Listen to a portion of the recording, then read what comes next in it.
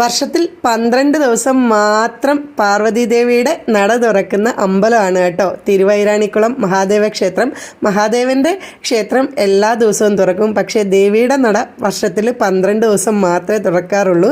അപ്പോൾ ദൈവം അനുഗ്രഹിച്ച് കഴിഞ്ഞ വർഷവും ഈ വർഷവും അവിടെ പോയി തൊഴാനുള്ള ഭാഗ്യം ഉണ്ടായി.